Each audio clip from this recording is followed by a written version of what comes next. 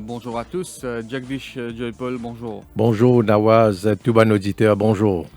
Alors, la séance d'aujourd'hui est marquée bien sûr par le coup d'envoi des débats parlementaires sur le COVID-19 Bill et le Quarantine Bill. Alors, la loi bien importante pour des raisons évidentes. Alors, le COVID-19 Bill, Jagdish Joypal, peut faire beaucoup de débats depuis qu'il est fini mis en ligne durant le week-end dernier. Pas mal de débats, pas mal de polémiques aussi. Alors, nous entamons une série de débats, le Radio Plus même depuis lundi. Alors, peut-être rapidement, un survol de ça qu'on appelle ça une omnibus, legislation, Oui.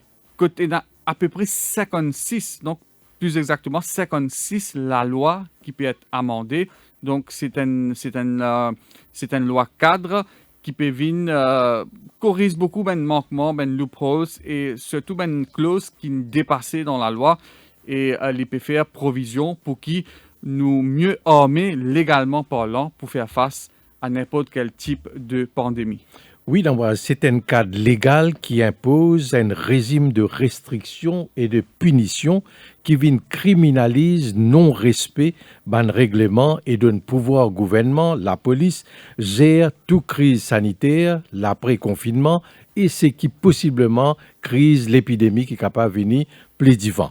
Alors, tout risque l'épidémie après, ça c'est plus important. Dans 56 propositions qui vous fait mentionner la base, sans la loi qui peut venir, nous remarquons qu'il y a une urgence civile. Donc, nécessité d'abord protéger la société, mais également une tendance servie pandémie actuelle. C'est un peu une critique qui peut faire, poussant certaines législations qui ne sont pas directement liées avec la gestion de la crise sanitaire. Et par exemple, comme ancien gouverneur, la banque Maurice, Randy Singh-Binic peut dire, par exemple, peut tripoter avec la banque de Maurice sur une réserve. Également, il y a la loi travail, le code du travail, donc amendement Workers' Rights, c'est-à-dire Workers' Rights Act, et qui syndicat peut qualifier comme une trahison, une atteinte à droit des travailleurs. Également, il y a une question concernant overtime, non-application Portable Retirement Gratuity Fund. Alors, tout cela, aujourd'hui, il est englobé dans la loi, possiblement que le gouvernement s'y pensait bien modifier avant et aujourd'hui, avec la pandémie. Donc, c'est une occasion pour guetter comment capable de revoir tout dans la loi. Et ensuite, la controverse, c'est la banque de Maurice. Donc, il y a sa question qui, après utilisation 18 milliards Special Reserve Fund de la Banque de Maurice en janvier pour rembourser en partie la dette du pays, la dette nationale, trésor public, encore une fois, pour venir dans ce cours gouvernement. Donc, avec modification de la loi, pour résister l'impact négatif de la pandémie, il y a 3 sections, Bank of Mauritius Act qui peut amender, gouvernement central, donc pour puiser dans réserve, une réserve nawaz, actuellement, les chiffrés à 280,6 milliards de roupies qui est disponible et certaines sommes pour investir dans une corporation ou compagnie. Nous ne connaissons pas si une compagnie étatique ou compagnie privée. Est-ce qu'Air Mauritius est capable de bénéficier, par exemple, de sa fonds-là?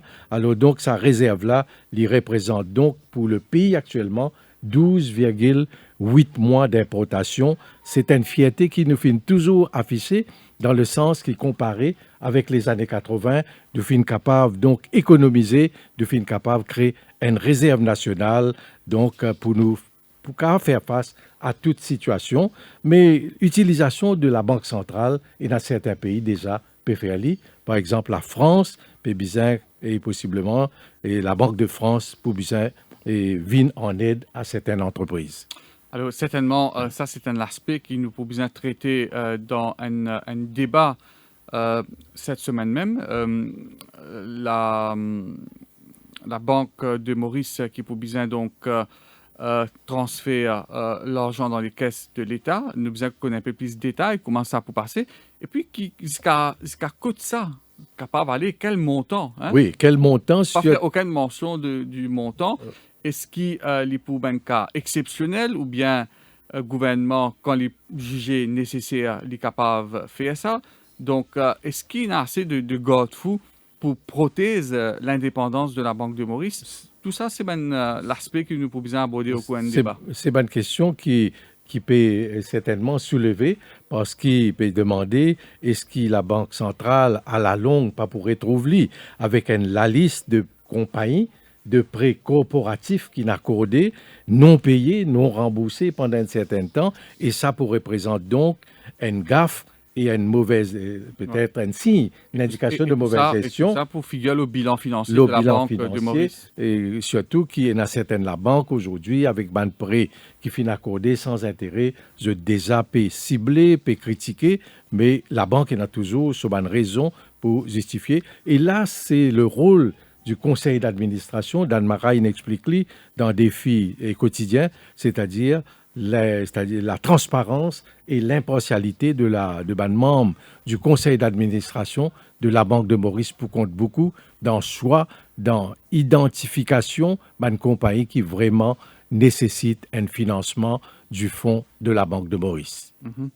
Alors, on mentionne, Jagdish, un amendement qui peut apporter à Workers' Rights Act. D'abord, le local leave. Alors, actuellement, un employé a droit à 22 local leave. Là, il peut seulement à 7 à compter du 1er juin jusqu'à novembre 2021. Donc, il n'y a que 7 local leave. Par contre, employé qui travaille pendant le confinement sous catégorie service essentiel, là, on a droit à 15 local leave. Alors, ça aussi suscite pas mal de controverses. Le syndicat n'est pas d'accord avec ça.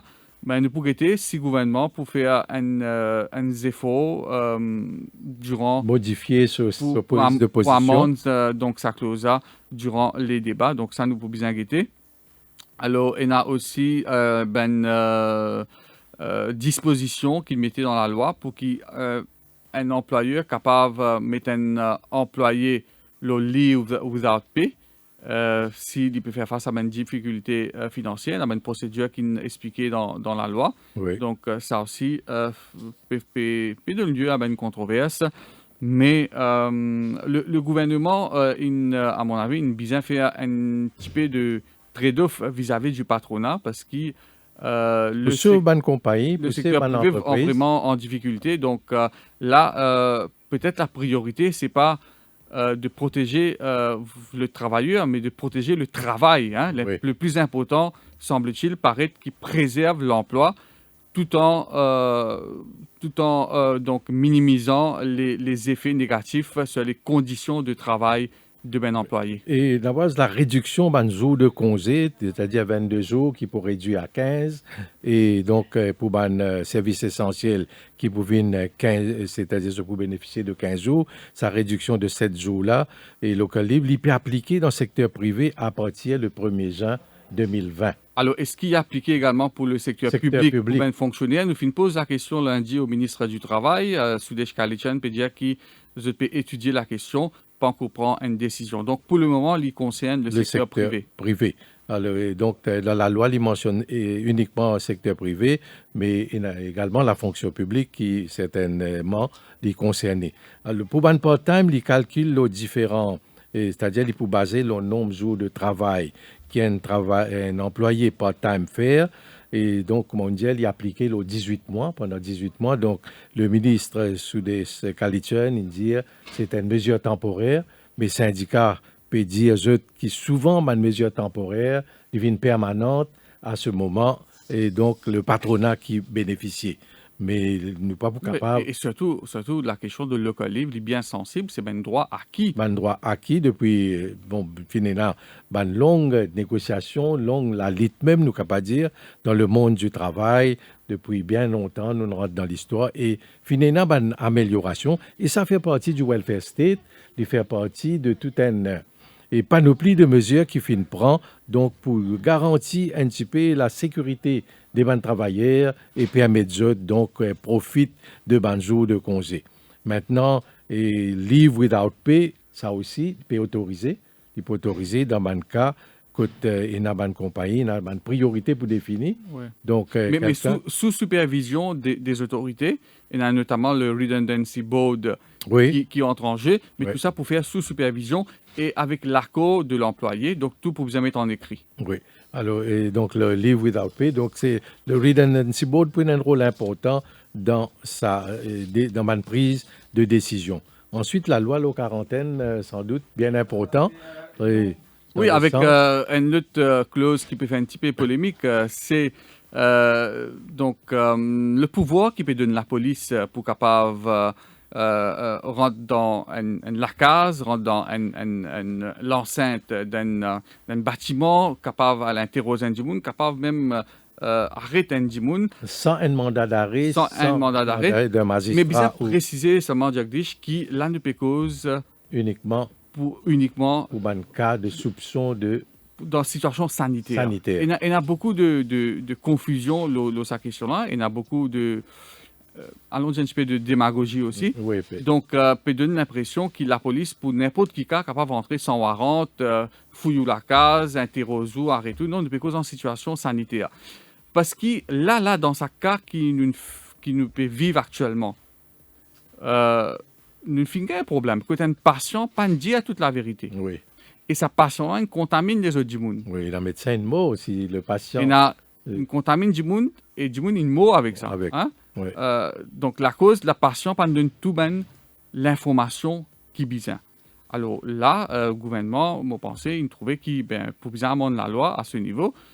Si par exemple on voyageait moi, mon sorti un pays et dans ce pays-là, il y a il y a yellow fever là-bas Oui. et qui Maurice et m'a pas donné toute l'information qui besoin ou bien moi-même moi pas sentiment trop bien moi fait une fausse déclaration ou bien moi pas dire exactement quand mon aller si mon en contact avec ben Jimoun qui gagne sa malade là etc.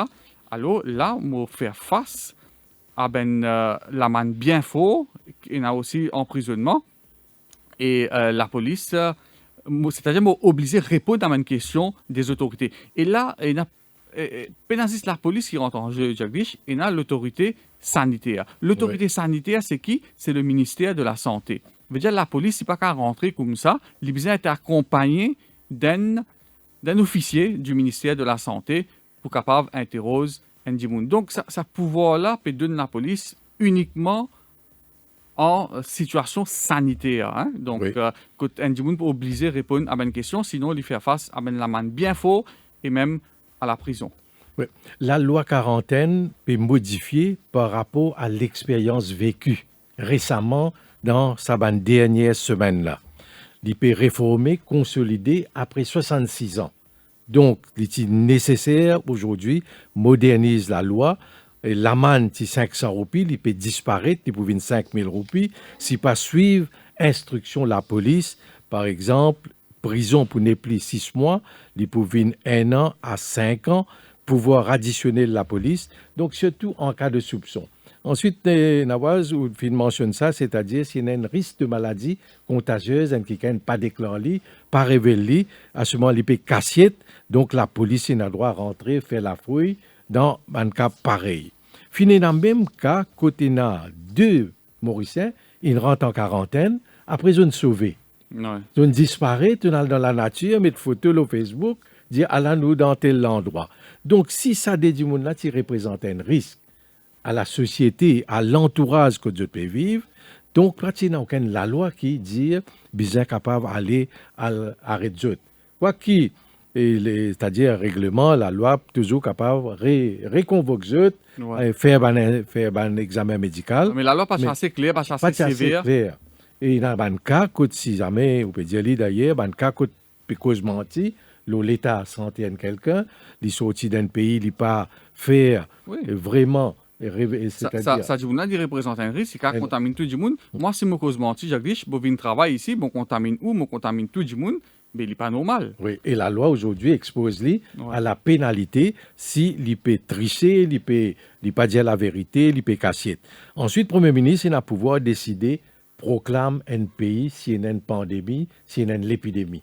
Le Premier ministre a le plein pouvoir pour décider et il décide également la durée, c'est-à-dire la période qui quarantaine capable d'appliquer ou bien le confinement ou bien un lockdown.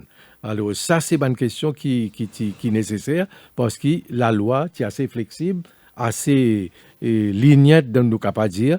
Donc, aujourd'hui, à partir d'une expérience, nous avons besoin et trouve la situation pour modifier. Et Maurice Gobin, qui est l'attorney général, qui fait prépare ça ensemble avec State Law, l'étudiant a une nécessité donc pour une reprise graduelle et contrôlée, mieux prépare le pays, la population contre toute l'épidémie, c'est-à-dire faire une norme sanitaire bien stricte, également dans l'endroit public, pénalité plus forte, de dire qu'il ne faudrait pas nous mettre la vie en danger, la vie n'importe qui citoyen. Voilà, la séance pour démarrer d'un petit moment et bien sûr, la séance pour démarrer avec la private notice question du leader de l'opposition, le Dr Arvin Boulel, qui peut interroger aujourd'hui le ministre des Services financiers, Mahen Siraton. Il peut cibler un sujet technique, mais hautement controversé, Jagdish, parce que Maurice a été placé sur la liste noire de l'Union européenne. Donc, Maurice souvent cité comme un paradis fiscal. Beaucoup de controverses dans le passé, notamment par rapport à nos traités avec l'Inde.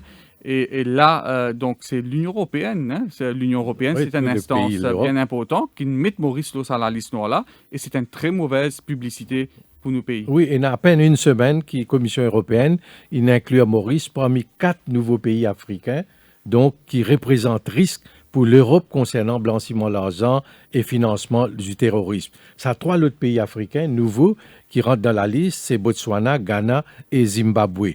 Il y a la liste de 22 pays qui sont concernés et d'après la Commission européenne, d'estimer que tous ces pays-là représentent menace à système financier européen. Et là, aujourd'hui, Arvin Boulel demande le ministre des Services financiers et de la bonne gouvernance, Mahen Siraton, qui bonne mesure, bonne disposition qui peut prendre pour renforcer, pour consolider l'efficacité du système national de lutte contre blanchiment d'argent et financement terrorisme. Donc, et toute bonne disposition, quoi qu'il Maurice très sensible à cette question-là, nous finissons toujours veiller qu'il nous pas rentre l'eau et la liste noire. Et deuxième question qu'Arvin Boulel peut demander, une mesure corrective que le gouvernement peut comprendre pour remédier à une faiblesse, à une lacune qui finit identifiée en matière de lutte contre blanchiment d'argent et toujours le financement du terrorisme, pour protéger surtout l'économie du pays, l'économie mauricienne et la population. Voilà, le speaker de l'Assemblée nationale, il fait son entrée au sein de l'hémicycle. La séance du jour va démarrer.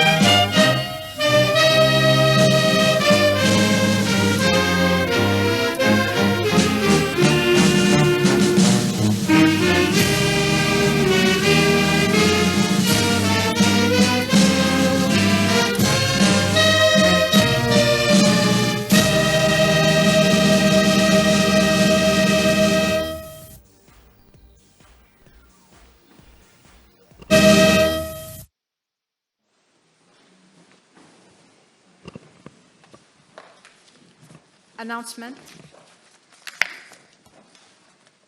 Honorable members, today's sitting will be held according to the same arrangements as the previous sitting, and same will be applicable for subsequent sittings until further notice.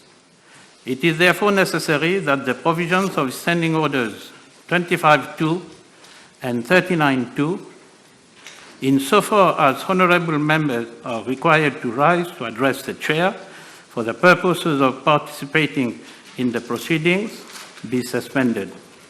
I therefore invite the honorable leader of the House to make the appropriate motion from a sitting position. Mr. Speaker, sir, I beg to move under Standing Order 17.3 to take the time of the House for urgent business. The question is that the Honourable Prime Minister be allowed under Standing Order 17.3 to take the time of the House for urgent business. Those in favour say aye. Those against say no. Aye. The ayes have it. Mr. Speaker, sir, having obtained your permission, I beg to move under Standing Order 29.1 to present a motion without notice. Second. Question is that the Honourable Prime Minister be allowed under Standing Order 29.1 to move a motion without notice. Those in favour say aye. Those against say no. Aye. The ayes have it.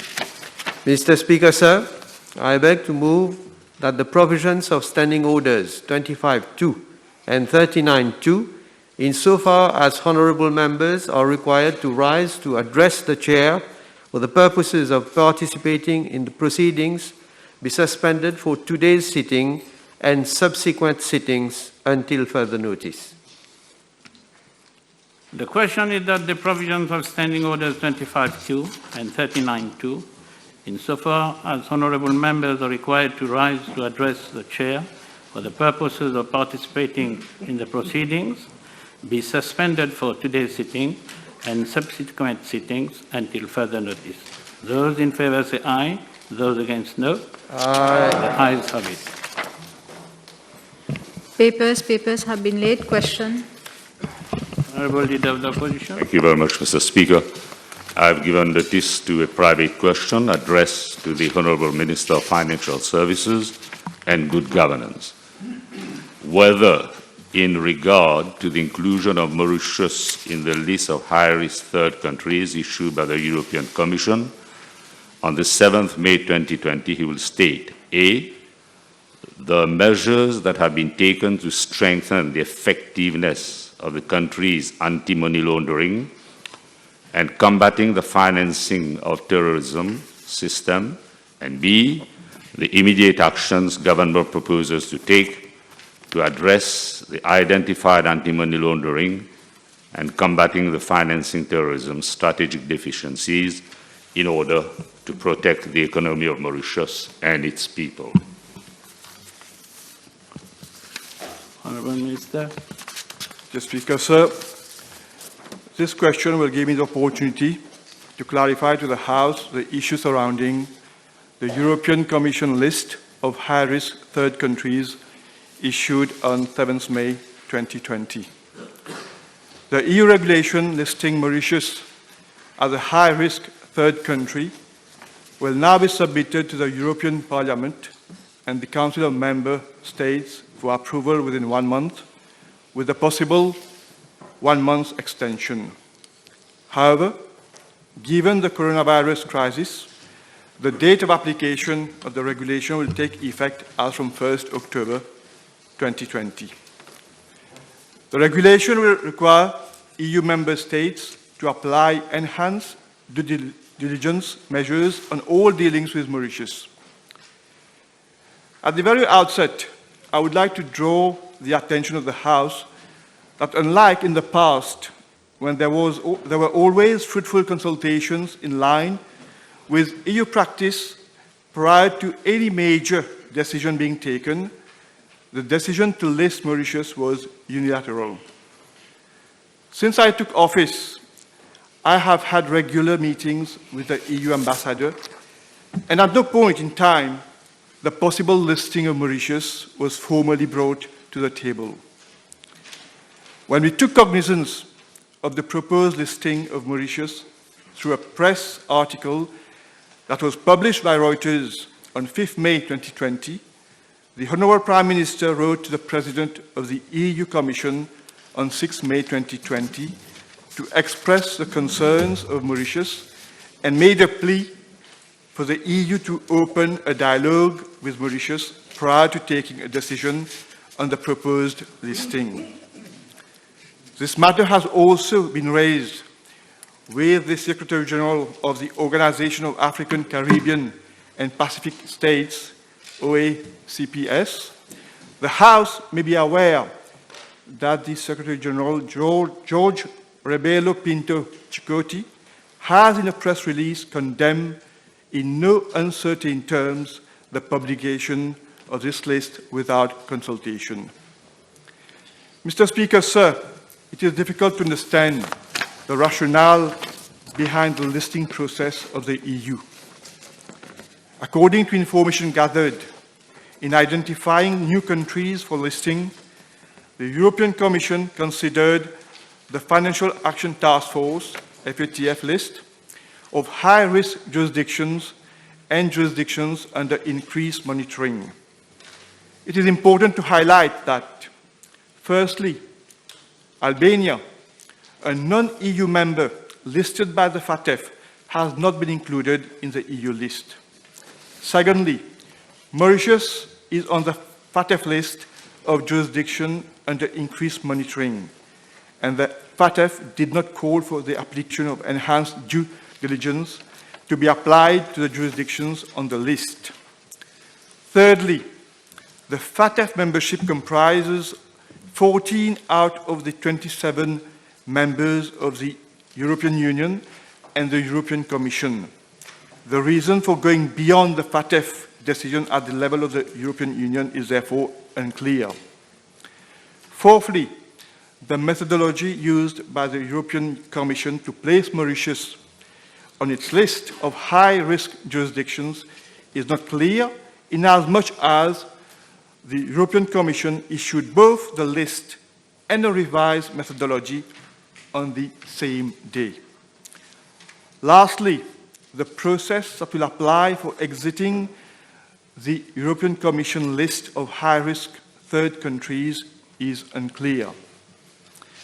Mr. Speaker, sir, this matter has been given highest priority at the level of government, and engagement with the European Commission has been initiated to open a dialogue.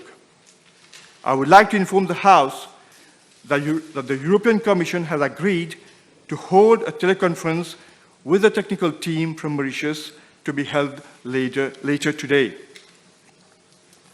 In addition, given our understanding that the listing is a direct consequence of the FATF listing, the following measures are being taken to expedite the implementation of the FATF action plan.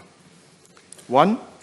A high-level multi-stakeholders committee chaired by the Prime Minister, as well as the National AML-CFT Committee, through regular reporting by its subcommittees to overseeing the implementation process and ensure that appropriate resources are made available therefore.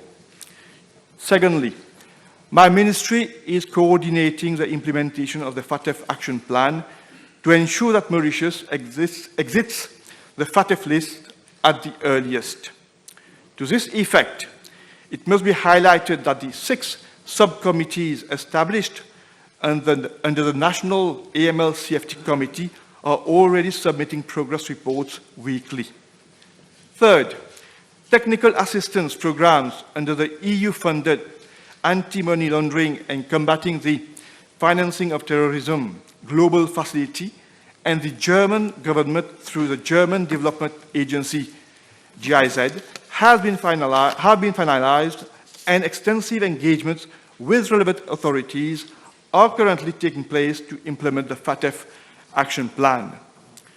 For example, even during the curfew period, a distance learning program developed under the EU Technical Assistance Program for police and MRA officers was launched on Monday, 11th May 2020. Fourth, my ministry has engaged with the EU for further technical assistance as provided in the regulation for listing high-risk third countries to assist us to expeditiously complete the implementation of the FATF action plan. I have also personally met with the private sector associations on several occasions to maintain a dialogue and enlist their support and collaboration. Mr. Speaker, sir, with regard to part A of the question, when this government took office in December 2014, there were already serious deficiencies in our AML-CFT legislative framework. It was only when the Eastern and Southern Africa Anti-Money Laundering Group, ESAMLAG, mutual evaluation process started in October 2016 that the preliminary findings of the desk review of our AML-CFT legal framework were shared with us, that we took cognizance of the full extent of the deficiencies. Mr. Speaker, sir, I would like to take some more time of the House to point out that this outcome has resulted from a lack of political commitment and leadership under the previous government to uphold our commitment to implement the FATF international standards Honorable combating- Leader of the Opposition, withdraw that word liar. Liar, I said, not liar. Withdraw the word liar. All right, I will. You start again, Mr. Speaker, sir. I would like to take some more time of the House to point out that this outcome has resulted from a lack of political commitment and leadership under the previous government to uphold our commitment to implement the FATF international standards on combating money laundering and the financing of terrorism and proliferation. Mauritius is a founding member of the SAMLAG, a group of 18 countries from the Eastern and Southern African region, set up in 1999 to combat money laundering in the region.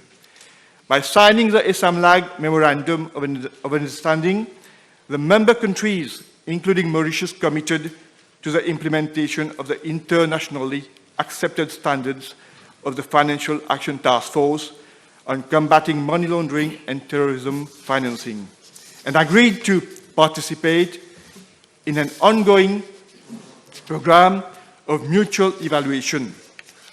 The mutual evaluation is a peer review process undertaken in accordance with mutual evaluation procedures approved and reviewed from time to time by the SAMLAG Council of Ministers. And I must mention here that these procedures are in line with the FATF universal procedures.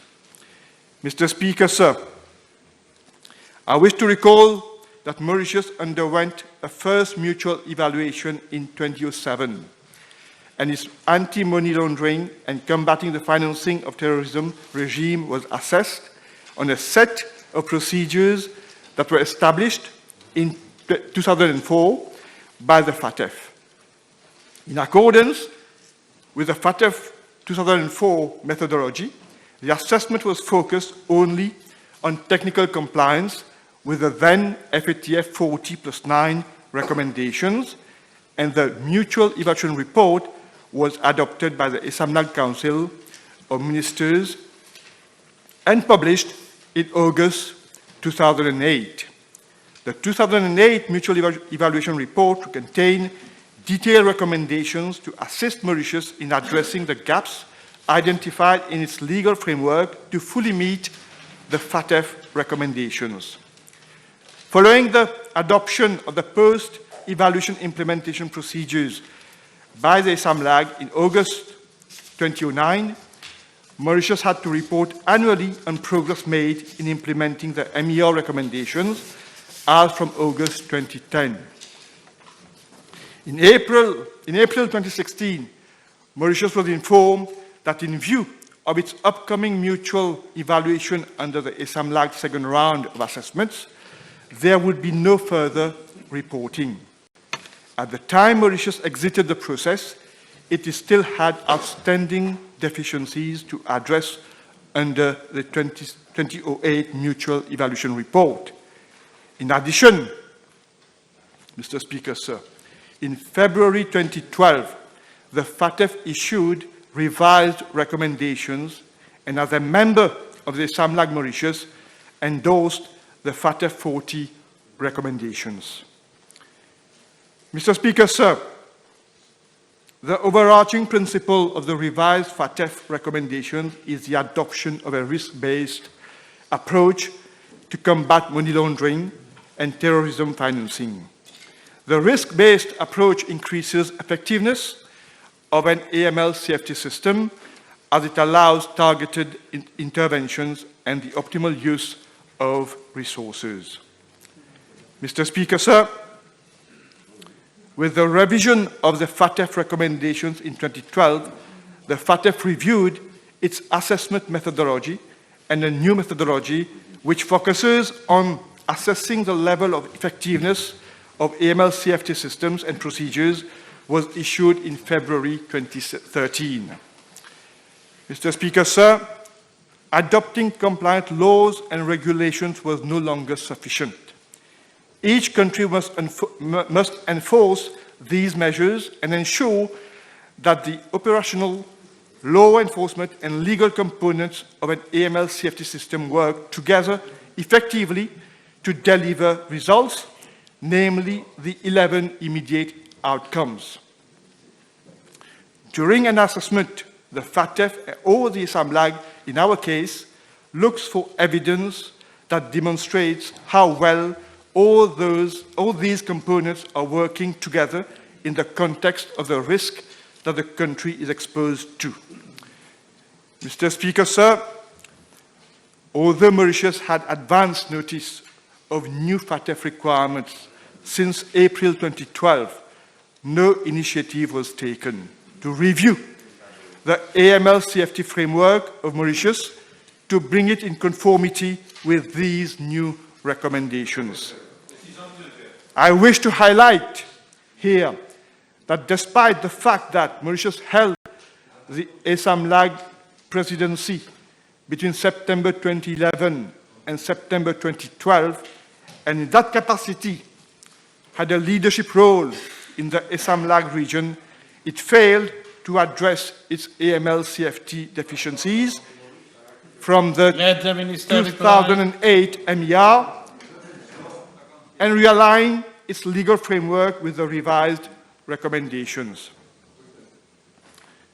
Mr. Speaker, sir, from February 2012, when the FATF issued the revised recommendations, Mauritius ought to have initiated as a minimum the assessment of the money laundering and terrorism financing risk facing the country, that is a national risk assessment exercise. Mr. Speaker, sir, the lack of political will and commitment at that time resulted in the 2018 Mutual Evaluation Report with modest ratings. Mauritius was rated largely compliant or compliant with only 14 out of the 40 FATF recommendations. With respect to effectiveness assessment, Mauritius was found to have either a low or moderate level of effectiveness against all the 11 immediate outcomes. Had the then government initiated appropriate measures, as from 2008, to address the legal shortcomings, we would have had ample time to build up the level of effectiveness of our AML-CFT system, and hence would not have been in this present situation. Mr. Speaker, sir, as regards part B of the question, let me inform the House that this government has already embarked on a series of measures. He's been given ample time, and he has, in fact, made an abuse of the time allocated to him. So I hope that will be allocated time, enough time to reply to the question. And I hope you'll be very fair. So, let the Minister reply the second part of the question.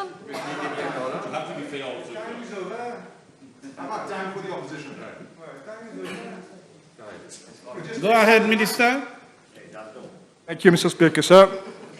As regards part B of the question, let me inform the House that this government has already embarked on a series of measures to improve the level of effectiveness of our AML-CFT framework after having addressed most of the technical compliance deficiencies. Mr. Speaker, sir, the strong political will and commitment of this government to strengthen the country's AML-CFT framework, both in terms of technical compliance and effectiveness of the system, must be underscored. On the strength of the measures taken since adoption of the MER, Mauritius submitted 2 applications for technical compliance re-rating to the ASAMLAG in October 2018 and February 2019, with the result that Mauritius is now compliant or largely compliant with 35 out of the 40 FATF recommendations. A third application for the technical compliance rating of the remaining 5 recommendations was submitted in February 2020 to the SAMLAG for consideration at its September 2020 meeting. Mr. Speaker, sir, it is also important for me to draw the attention of the House to the fact that despite the sanitary curfew prevailing in Mauritius since 20 March 2020, the Mauritian authorities delivered on their commitment, and a first progress report was sent to the FATF on the agreed date.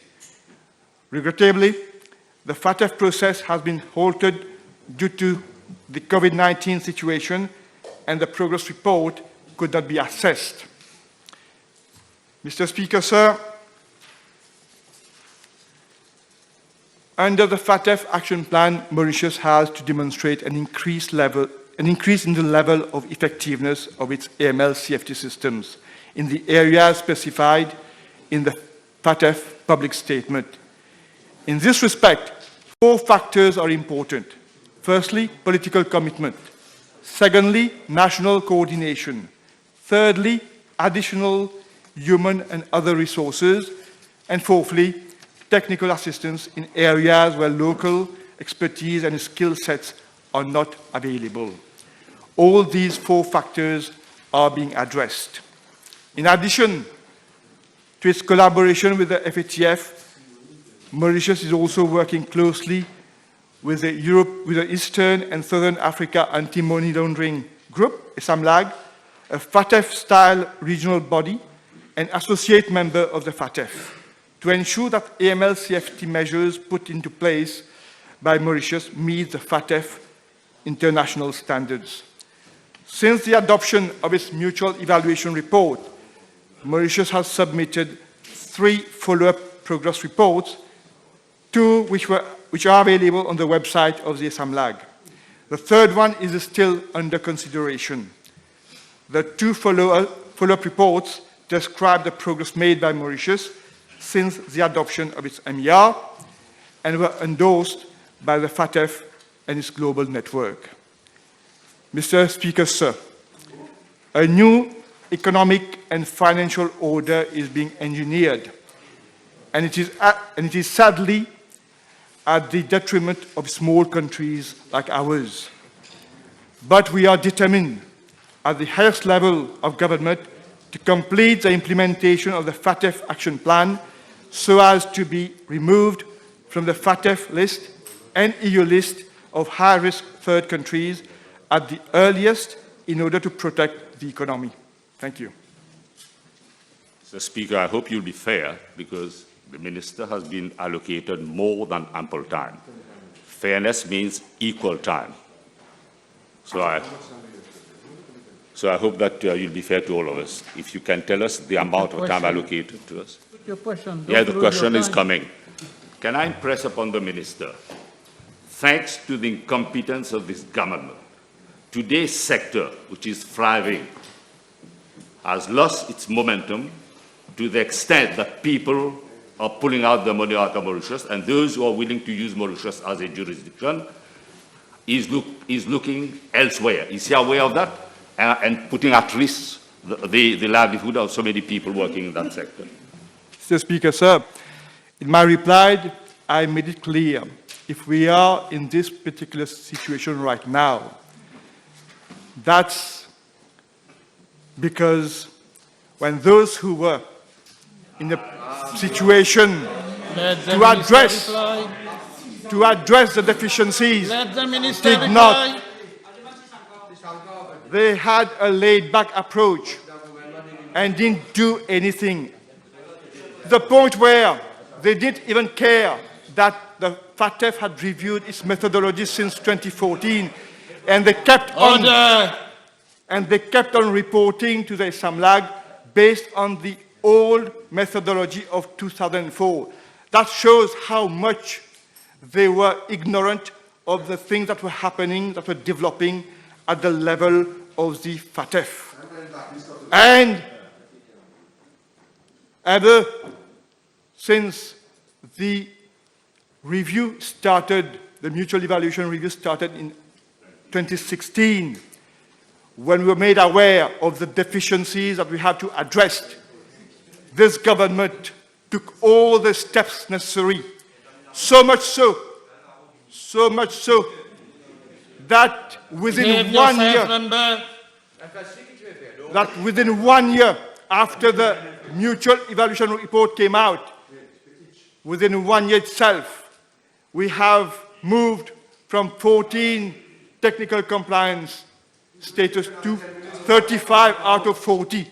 That shows how much effort is being made by this government to address those deficiencies, Mr. Speaker, sir.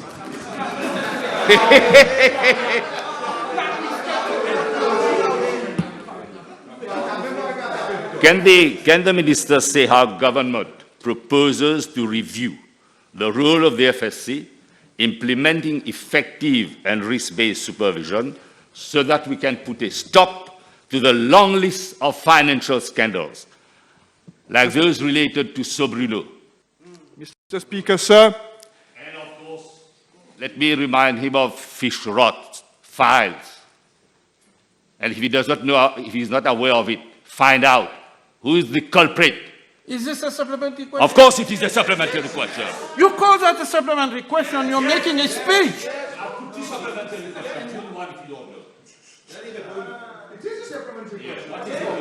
The length of your question gives right to a lengthy answer. This is it. Honorable Minister. Mr. Speaker, sir, on one of the items that has been put on the action plan by the FATF concerns the development of a risk-based approach framework to be established so as to look across all the different categories of entities working in the global business, so that we don't only focus on very high-risk and high-risk entities, but also at middle-risk countries. This framework has already been developed and is being now implemented for inspection to be carried out.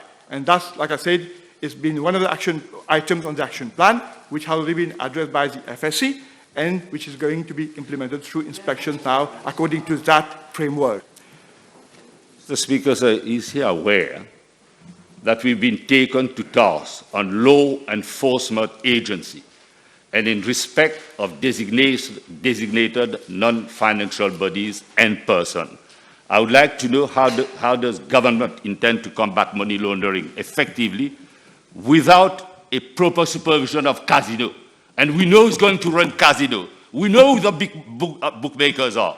And of gambling and non-financial activities, as critically noted by the Financial Action Task Force.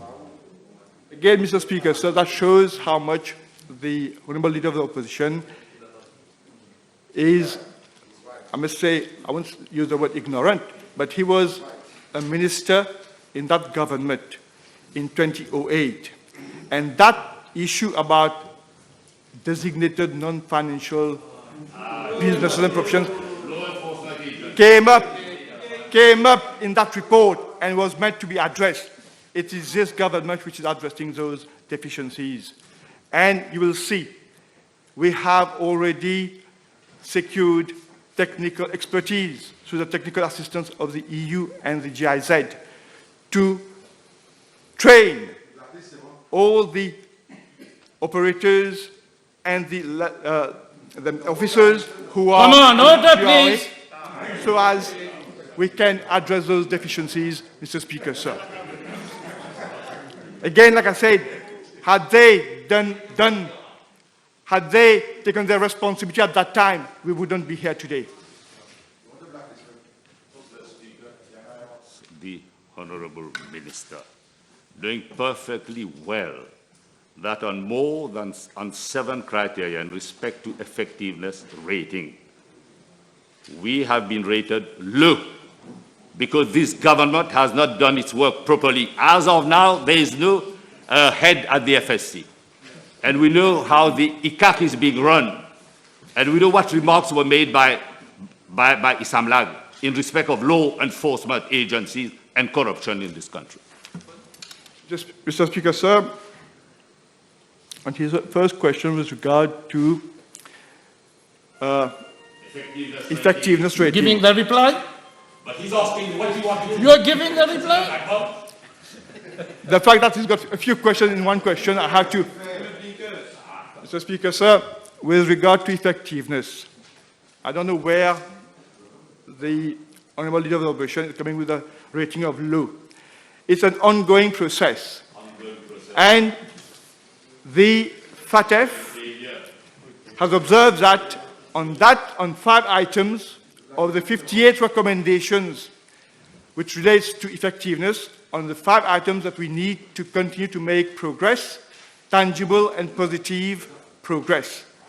And this is an ongoing process. And I must say, at the level of the FATF, there are 3 reviews that are carried out annually. There was one in February, and the next one was meant to be in April. And we were meant to submit our progress report in March. And in fact, on the 20th of March, we submitted our progress report to show the progress that we are making on those 5 items with regard to effectiveness. Unfortunately, due to COVID-19, that meeting had to be cancelled, had been suspended, and will be taken up at a later stage. And in the meantime, the progress is ongoing, and we will keep on communicating to the FATF the progress that we are making with regard to those deficiencies that have been noted. With regard to the FSC, Mr. Speaker, sir, there's been a change at the level of the top management. The necessary steps have already been taken, and there would be someone appointed shortly to take up the lead at the level of the FSC, Mr. Speaker, sir. Honourable Rotem. Thank you, Mr. Speaker. Sir, is the Honourable Minister aware that one of the consequences of being listed on that high-risk list is that financial institutions cannot enter into new or renewed operation with entities established in Mauritius? This being the case, has the ministry, at the level of his ministry or the FSC, any survey been undertaken to assess the impact on all these DFIs leaving Mauritius because they are now prohibited from investing in Mauritius entities as a result of Mauritius being placed on this high risk? Mr. Speaker, sir, I've had meetings already with the members of the global business. On 2 occasions last week, I met with them. We've discussed over the impact of that listing. We have already set up a little team to look at the impact with regards to DFIs and the level of transactions that occur between the EU DFIs and Mauritius. And we also know that it takes time for them to move out as well, because they have committed on different projects. They have committed their funds, and we are reassuring those DFIs in terms of, we have shown ever since 2018, in terms of addressing those deficiencies. Our commitment is even more strengthened to ensure that we address those deficiencies and to make sure that we get out of that list. The first priority, Mr. Speaker, sir, is to show that we are doing everything that we can to get out of that list at the earliest. And we are fully committed all the way up to the highest level of the government to get out of that list. Mr. Speaker, sir. Mr. Speaker, if I may have 2 questions, with your permission. Firstly, you were aware, the Minister was aware early this year that we were to be placed and were eventually placed on the grey list of FATF. and that this would most probably lead to sanctions by the EU. I'm sure that was common knowledge internationally. What did the government do? From learning of the grey list of FATF to the eventual blacklisting by the EU, what did the government do to engage with the EU so that this terrible action was not taken against Mauritius? Mr. Speaker, sir, I must say that since November, I have met the EU ambassador on so many occasions. And all along, we have been discussing this topic with regard to our commitment with FATF. This is not a way to address another member of the House. And you put a question. We are honorable members. You put a question, and I'm trying to answer as much as possible what we've done ever since November 2019. We have been all along, Mr. Speaker, sir,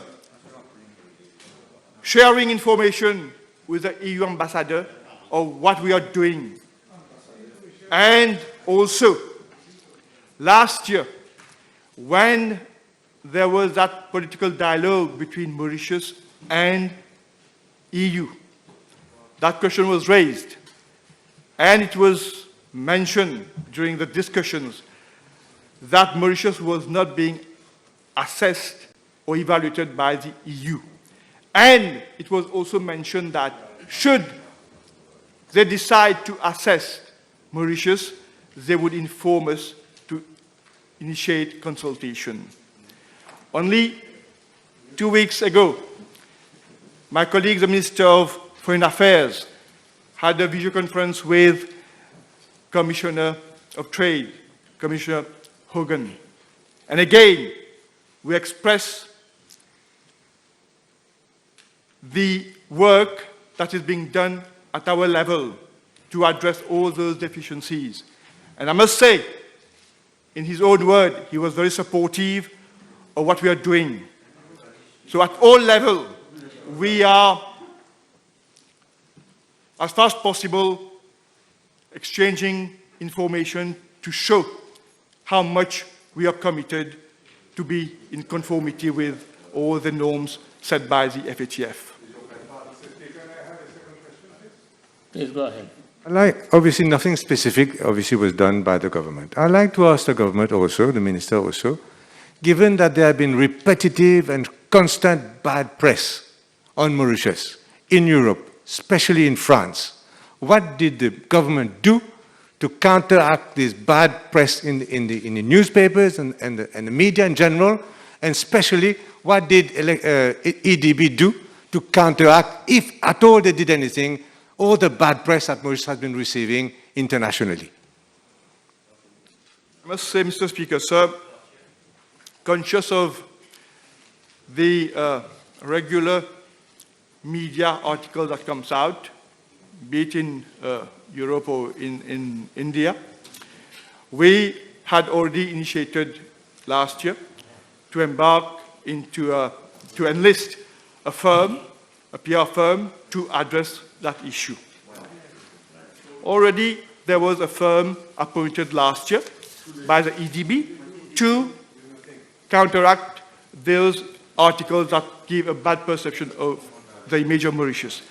We have, since the beginning of this year again, looking at other ways and means to address this kind of attacks, because this is something that we have to do it over a long-term basis. And I must say, Mr. Speaker, that you were talking about at the government and diplomatic front that we haven't done anything. You know, Mr. Speaker, sir, with regard to SEBI, we were listed on the category 2 with regard to FPIs. And again, that shows how much the government is committed, how much we are using all the efforts of our missions to ensure that these kind of changes that affect our jurisdiction is being addressed, and we have seen how this has proved to give effective results. So we, at the level of the government, at the level of the different missions, we are doing everything in engaging with all the parties to ensure that our cause is being heard and we can come to a reasonable solution. Leader of the opposition, last question. Can I impress upon the Minister that we need to do everything possible to ensure that we make a honourable exit from the FATF list?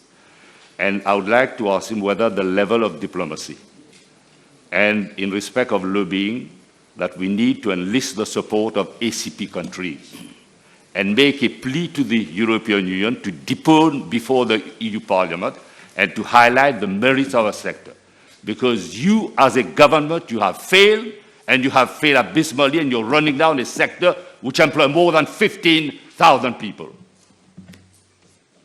The Honourable Leader of the Opposition started well in his statement in that last question. I thought he was going to keep on with that same tone, but he ended in a very kind of, I would say, demagogic way.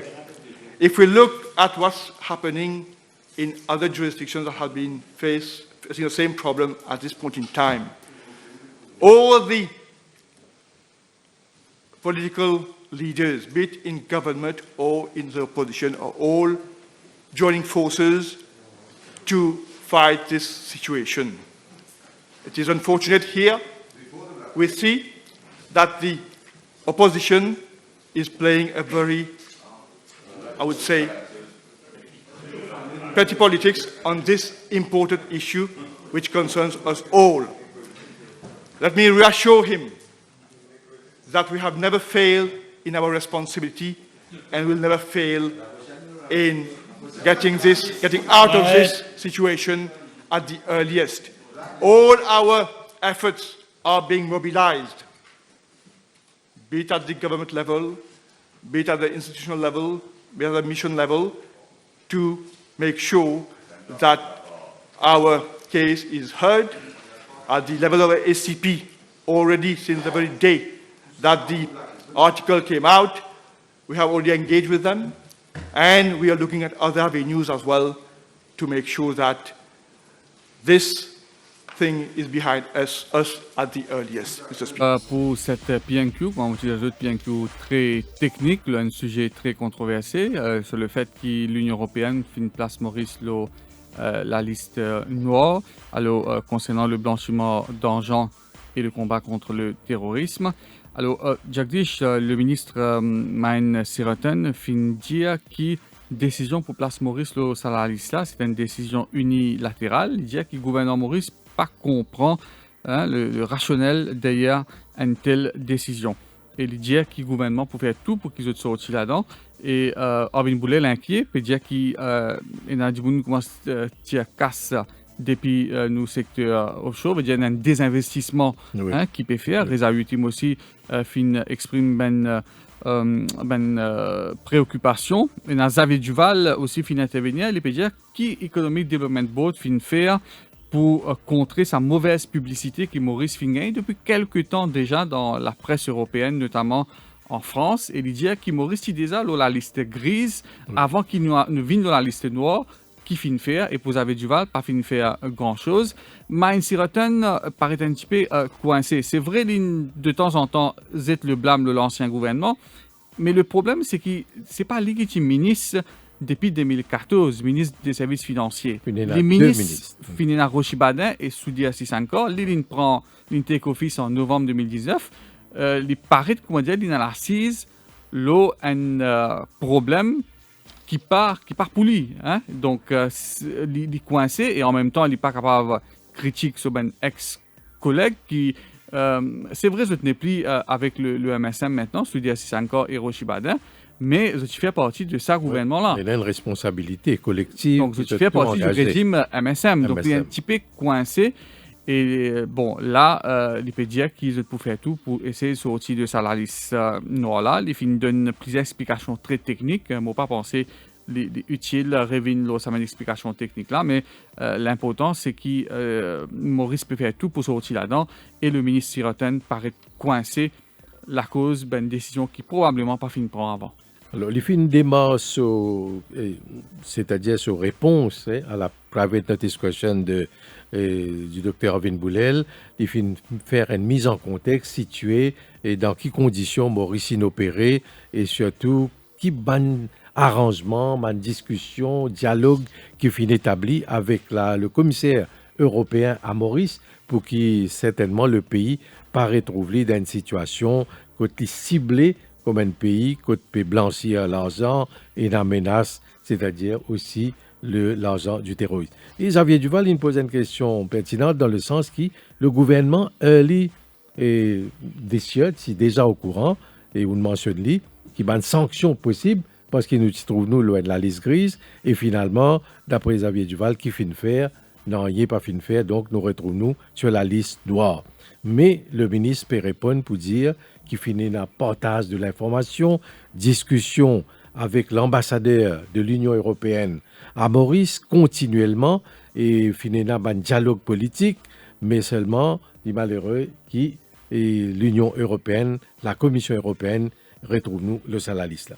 Alors, qui ça représenté Nawaz dans le sens qui un pays qui retrouve loin de la liste, donc affaibli, le secteur financier affaibli, et ce qu'il peut lire par rapport à l'Union européenne, sur prise de position, les dit si un pays retrouve dans sa liste là, une compagnie interdit pour gagner l'aide de l'Union européenne aussi longtemps je pas ciblé, identifié, un client qui je peux amener, et là la banque et toute une institution financière, également une firme fiscale, une firme tax firm, je suis obligé d'inspecter, identifier, more closely, tous les autres clients, alors qui est une transaction financière avec un pays qui est à la liste là.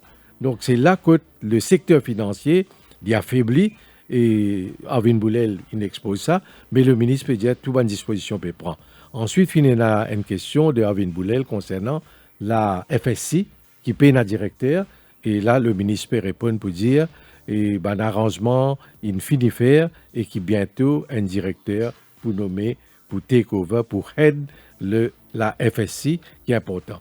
Aussi Avin Boulel il mentionne l'ICAC. Le travail peut dire donc le combat contre la corruption l'IPAP abouti et ça c'est une question qui est liée par rapport à nos secteurs financiers, par rapport à la décision de la Commission européenne concernant le blanchiment d'argent, également la lutte contre le terrorisme et la corruption.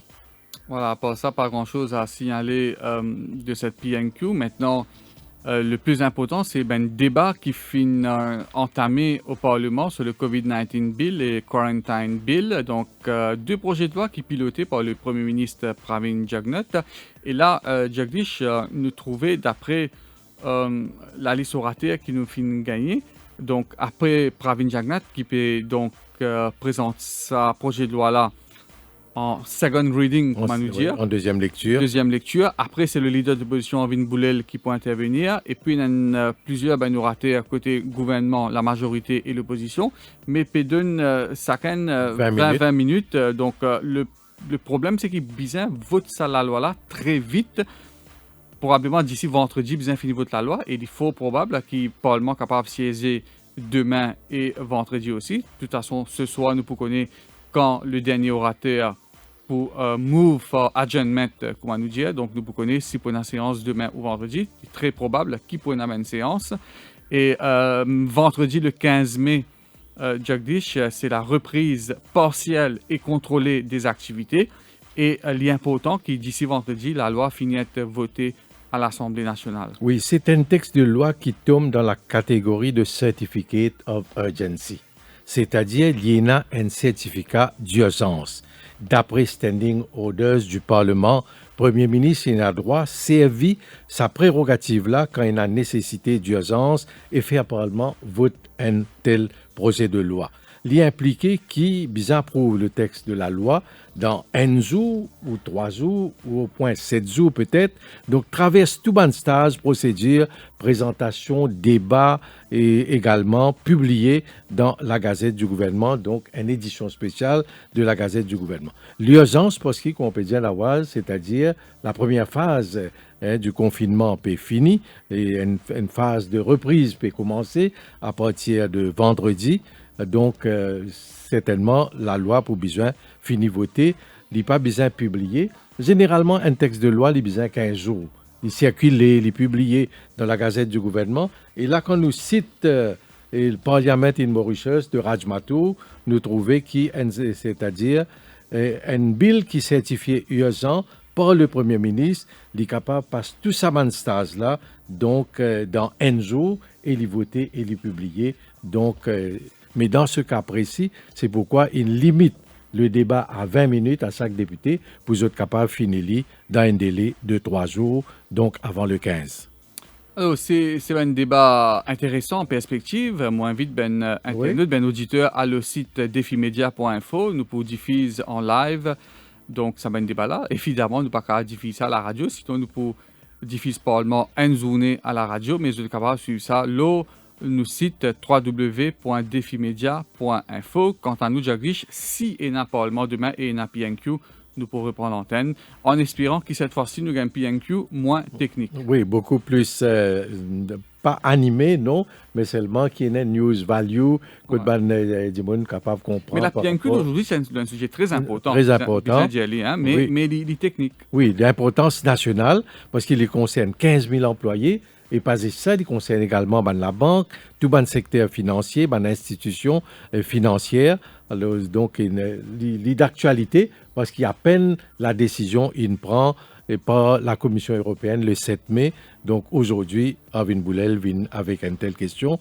Et nous faisons rappel à nos auditeurs qui sont intervenants, députés parlementaires, je peux donc causer d'une sitting position toujours, parce qu'amendement, standing orders in fair, je ne suis pas capable. Et 20 minutes, il y a assez d'avance quand on a un masque. Alors, pas capable possiblement causer encore plus. Et dans tout oui, c'est incommodant. C'est assez incommodant, donc c'est 20 minutes. Donc, bon, il y a un peu de protestation au niveau de l'opposition. Je dis à 56 la loi. Si cause l'eau 1 minute par la loi, il fait 56 minutes. Mais pas qu'à donner ça 56 minutes. Là, nous pourrons. Mais là, l'opposition pour peut-être cibler beaucoup sur l'argument. C'est pas le tout la loi qui est en controverse. Hein. Oui. Il y a controverse sur certaines lois, notamment la loi travail. Quelques-uns. Hein. Donc là, l'opposition a besoin de cibler sur l'aspect lequel ils ont vient intervenir. Et qui le public vraiment senti concerné, le pouvoir de la police, le pouvoir qui gouvernement est là, et donc tout ça, l'aspect. La Banque de Maurice. Oui, la Banque de Maurice, utilisation, font la Banque de Maurice pour finance, projet. Et puis, il ne faut pas un doublon. Mais il y a la Banque de Maurice dans les rangs du MMM. Réseau utile, capable de causer là. Oui. Alors, si raté Bangwan pour causer, il y a causer un autre aspect. Donc, comme ça, vous pensez. Chaque partie de l'opposition est capable de couvrir donc, la majorité de ben clause de sa bill. Oui.